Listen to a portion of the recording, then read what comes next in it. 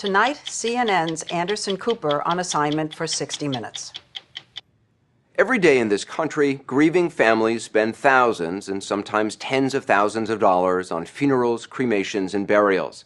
They often have to make decisions quickly at a difficult time without doing much research or reading the fine print on contracts. And while the bereaved may believe they're dealing with mom-and-pop operations that have been in the community for many years, a lot of funeral homes and cemeteries these days are owned by big corporations, part of a multi-billion-dollar industry known as the death care business. The nation's graveyards are a lucrative part of the industry. Most of the time, they're every bit as orderly and peaceful as they seem. But when things go wrong, they can go very wrong for many years without anyone noticing. And for the families involved, it can be a nightmare. The story will continue in a moment.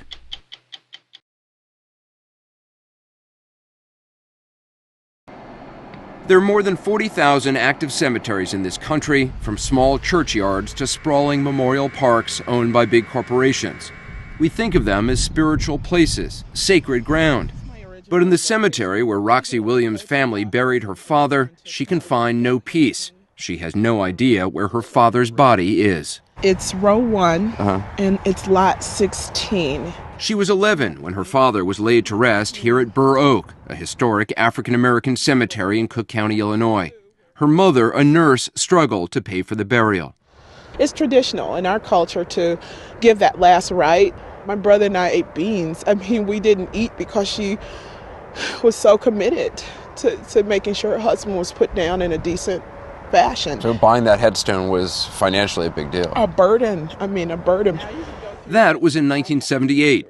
Years later, when she came back to visit her father's grave, she couldn't find his headstone. When she demanded an explanation from cemetery staff, she says they acted like she was confused or crazy and threatened to call police if she didn't leave. Roxy Williams, however, wasn't crazy. In 2009, acting on an insider's tip, the sheriff's department discovered workers at Burr Oak had been removing headstones, digging up coffins, and dumping remains in mass graves so they could resell the plots. It soon became apparent an entire community had been deceived. Hundreds of bodies were thrown out over a period of many years without anybody figuring out what was going on. When we first came out here, we found femurs, skulls, parts of jaws just laying out in the open. Laying out on the ground? Oh yeah, I mean, we found one right over here. Cook County Sheriff Tom Dart led the investigation at Burr Oak. And this was all about greed? Oh, absolutely. This was all about greed, and overarching that is the fact that these areas are so horribly unregulated, it allows for that to happen. When you say it's unregulated, what do you mean? There was no records of anything. There was no records of how many people are supposed to be buried here. We couldn't even find a blueprint of the place. And truly, in any cemetery, do you know underneath the ground who is under there? You really don't know. What happened at Burr Oak is unusual, but the conditions that enabled it to go on for so long without being detected are quite common. Most states have few licensing requirements, no on-the-ground inspections, not even a hotline consumers can call with complaints. Sort of the Wild West out there. Josh Slocum is Executive Director of Funeral Consumers Alliance, a nonprofit watchdog group. There isn't much regulation at all, and what is there is a patchwork. Aren't cemeteries regulated by the Federal Trade Commission? No, and that is a goal that we have been trying to get achieved for a long time. Since 1984, funeral homes have been regulated by the Federal Trade Commission's funeral rule. You can think of that as a consumer bill of rights at the funeral home. But those rights stop at the cemeteries. Under that consumer bill of rights, funeral homes are required to provide their customers with a clear price list and other disclosures. Those rules, however, don't apply to cemeteries. In 2004, when Lucy Perez pre-purchased a burial plot at Mount Olive Cemetery in Chicago for $2,500, she says the salesman told her she'd paid for everything, and she believed him. But when her grandson died unexpectedly 6 years later, she was told the cemetery would not bury him unless she paid an additional $2,550 fee for digging the grave and covering it back up. That was a month's salary for Lucy, and more than she paid for the plot itself. So they were charging $2,500, or about $2,500. $2,500 to take out dirt and put it back in. Did you think about not paying? We did. We started thinking about maybe going to see a lawyer and stuff because it didn't sound right. But we were grieving. You know, we had to get my grandson buried. So even though you sensed you were being ripped off, Right. you We went had no ahead. choice. Mount Olive Cemetery may look like a local operation, but since 2006, it's been owned by Service Corporation International, or SCI, the largest provider of funeral homes and cemeteries in North America. SCI is known by the brand Dignity Memorial. Last year, the company reported an operating profit of $363 million. What's your experience been with SCI? They generate a disproportionately large number of the complaints that we get from consumers. Is that just because they're one of the biggest organizations out there? I don't think so, because the complaints are so similar. High-pressure sales tactics, misleading or outright dishonest information given to consumers, double-sold plots. A double-sold plot is when the same grave is sold to two different people. That's what happened to Julie Ramirez's family after her father was buried at SCI's Montmeda Memorial Park in Texas in 2001. They wanted to They exhume wanted your to father exhume Daddy right away. They wanted us to... in order to give the plots to somebody else. Absolutely. Why not just tell the people who hadn't yet buried their loved one that we're going to have to give you a different plot? That was our suggestion. We said, look, do not move Dad, just leave him alone. The cemetery, however, moved him to a nearby spot without telling the family. Just didn't seem fair. That was his final resting place. I can see a person making a mistake, but it's the way they handled it afterwards. Moving the body without your permission. Moving the body without our permission, like thieves. I think that this company is driven by profits above all else. Attorney Michael Avenatti has been investigating SCI-owned facilities all over the country. One of his biggest cases involves Eden Memorial Park, a large Jewish cemetery north of Los Angeles. How much does one plot cost, or can it cost? One plot at Eden Memorial Park Cemetery may cost upwards of $25,000. On a per square foot... $25,000 to bury one person. $25,000. The average plot is approximately $8,000. But when you look at this on a per square foot basis, this is some of the most expensive property in California, if not in the country. With prices that high, Avenatti says SCI had an incentive to squeeze as many customers in as possible.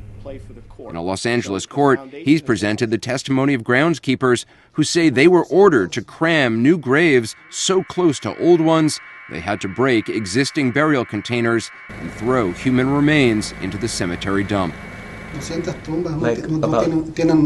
Like about 200 graves are missing bones. The case is still being litigated.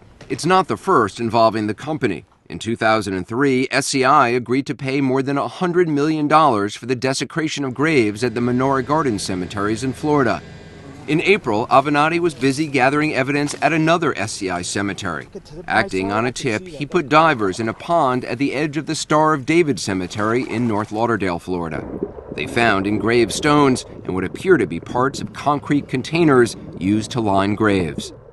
SCI declined to give us an on-camera interview, but company executives told us the problems that led to the $100 million settlement at Menorah Gardens began before SCI purchased the cemetery. And since then, the company has improved its training and procedures. At Star of David, which SCI acquired 6 years ago, the company says it's taking the new allegations seriously, but does not believe human remains were dumped in the pond. At Eden Memorial, where a groundskeeper testified 200 graves are missing bones, the company says it discovered potential problems with only 4 graves and took steps to notify the families. As for moving Julie Ramirez's father without permission, SCI says that was against its policy and it's reached a confidential settlement with the family. In a statement, SCI told us it's dedicated to providing the highest quality funeral and cemetery services and added, while not perfect, we have consistently raised standards in this evolving industry. Obviously, as a corporation, they're not going to have a policy of somehow work the public over or screw the public over. They'd be foolish to do that. Paul Elvig is a former cemetery operator and regulator and a leading spokesman for the industry. When you look at what's gone on just over the last 2 years in a number of places across the country, I mean, do you ever just say to yourself, what is going on here? Well, I put it in perspective to the volume.